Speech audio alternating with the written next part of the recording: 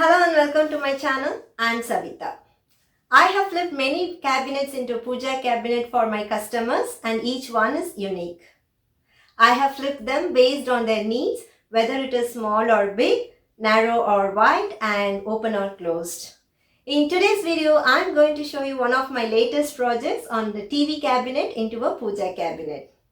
This is the biggest cabinet by size I have ever worked on. I also recommend you to watch my other videos to get more unique ideas and tips. Now let's go into the video to see the transformation in detail. This is a huge TV cabinet the customer bought from Facebook Marketplace and dropped it in my garage. It is so huge that we had a hard time unloading from the car and moving it into my garage. This cabinet has a lot of space for storage and also to display the idols and pictures. The best thing about this cabinet and my favorite is the door that slides into the cabinet and will not occupy any outside space when the cabinet is open. I have already made the holes for hanging the bells on the door. This cabinet has a large opening on the back which needs to be closed. To close the back open area, I have cut a sheet of plywood and attaching it on the back using screws. I have also planned to attach trims at the edges to finish the rough edges. I also need to remove the sliding table which is meant for a TV. Initially the customer wanted to keep this table, but I felt that it has no functional use in a puja cabinet and just occupies more space, and the customer agreed to have it removed. Instead, I plan to install a step for the idol or pictures to be placed. Before I start painting this cabinet, I have to finish the carpentry work. Since the customer has asked for bells on the doors, I have drilled some holes on the doors. On the lower half of the door, I am going to attach a wooden inlay design to enhance the look. One of the door handle is broken and I am fixing it with wood epoxy. I have already talked about using wood epoxy in my previous video on painting the Guru shelf. A better alternative is to replace the wooden knobs with brass handles with an antique look. Once the epoxy has dried, I sanded with sanding paper to make it smooth. Sometime after I had almost completed all the woodwork, the customer mentioned that they have a nice collections of Tanjore paintings and wanted to put them up inside the cabinet. However, the back side of the cabinet had been already covered with a very thin plywood sheet and would not be able to hold the heavy Tanjore paintings. So I had to remove the entire back side and replace with a half-inch thick plywood. I was not able to purchase the full-size plywood needed for the cabinet since the saw machine at Home Depot was broken. So I bought pre-cut plywood sheets and attached it to the backside using screws.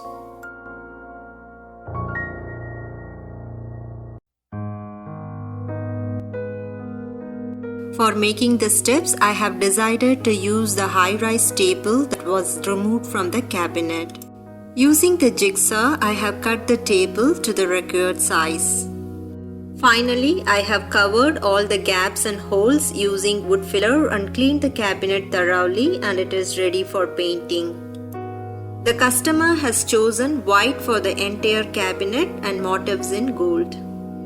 I am using linen white from Chalky Rust-Oleum. Since this is a big cabinet with plain surface, I have decided to use a roller brush. This is the first time I am using a roller brush for painting a cabinet. Though it makes my job finish faster, it consumes a lot of paint. For the corners where the roller brush cannot reach, I used a normal synthetic brush. I have applied 2 coats of paint. Working with the white paint is little difficult. Even a small bit of extra paint will stand out. After applying 2 coats of paint, I have closely examined for imperfections and touched up wherever needed.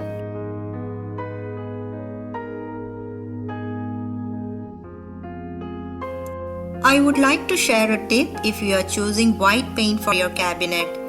After 2 coats of paint had dried, I noticed small yellow circular spots showing up in some places on the surface of the cabinet. Guessing this could be due to some wood anomaly, I applied 2 additional coats on those spots until it was not showing up anymore. But 2 weeks after I delivered the cabinet, the customer called me telling that yellow spots were showing in the cabinet. The reason for this is due to what is known as eye of the wood. You will notice dark circular patches on the surface of some types of wood, especially pine wood. If the furniture is made from such wood, then avoid choosing light colors. I have realized this only later, so I could not do anything about the spots in this cabinet. The 2 coats of the paint has dried nicely and it is ready for the next step. The top of the cabinet has a hollow space where I cannot place the gopuram. So I have decided to use this kitchen cabinet door which was given by one of my customers. This cabinet door is an exact dimension that I needed to cover the top of the cabinet. I'm going to place the gopuram on this cabinet door and the whole setup will go over the top of the cabinet.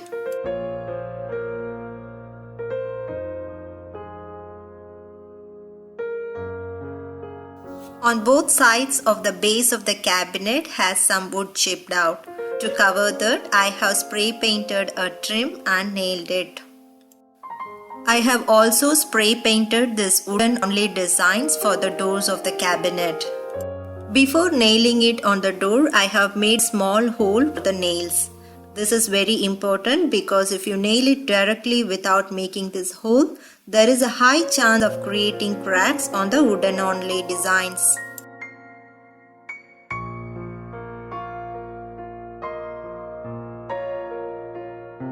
Now it's time to highlight the trims of the cabinet in gold. I gave 2 coats of gold for all the trims.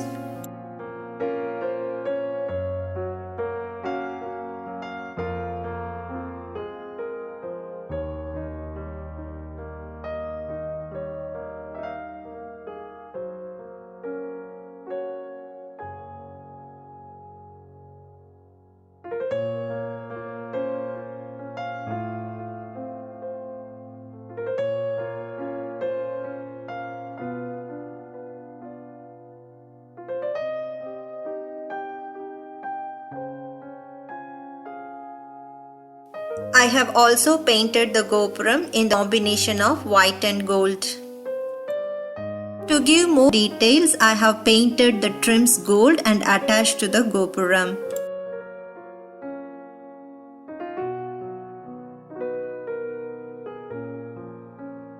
After highlighting the trims, I liked the overall look of the cabinet and did not want to add any stencil work. I also suggested the same to the customer. But the customer insisted on the stencil work, so I went ahead but was cautious not to overdo it. It needed 2 coats of gold color for the stencil work. So once the first has dried, I have placed the stencil over the design carefully and gave the second coat.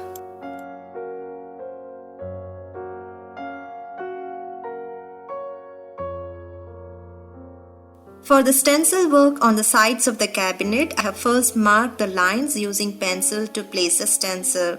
In that way, it is easy to make the design proportional. Later, don't forget to erase the pencil marks. After the stencil work, it is time for the finishing coat. I usually give clear wax or water-based polyurethane as a finishing coat. For white chalk paint, we cannot use polyurethane because it makes white appear yellowish. Clear wax is good for chalk paint, but I did not want to apply wax for the inside of the cabinet since it does not protect from oil stains. So the only option for the finishing coat for a white cabinet is protective top coat, meant for chalk paints. I am using Rust-Oleum chalked clear protective top coat. This works exactly like polyurethane but does not cause any discoloration.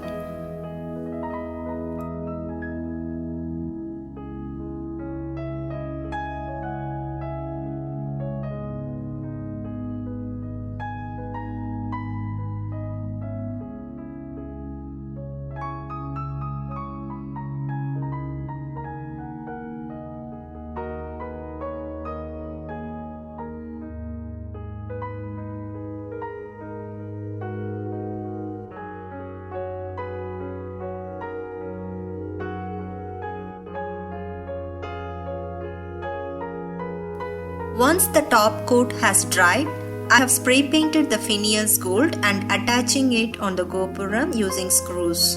Meanwhile, my husband has installed the lights on inside the cabinet. I have attached the hooks for hanging bells. Since the bells are a bit bigger than holes, I have placed the hooks on the inside instead of attaching them along the rim of the holes.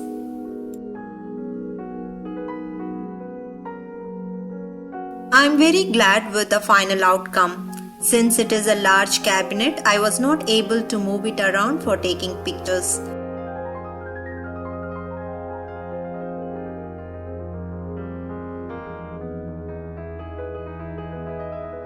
The customer placed these very beautiful Tanjore paintings inside the cabinet and sent me this picture. I am thankful to the customer for letting me use these pictures for making this video. You can get more ideas and suggestions in each of my videos, so watch all my other videos without skipping. Please subscribe to my channel and click the bell icon for notification. Thanks for watching.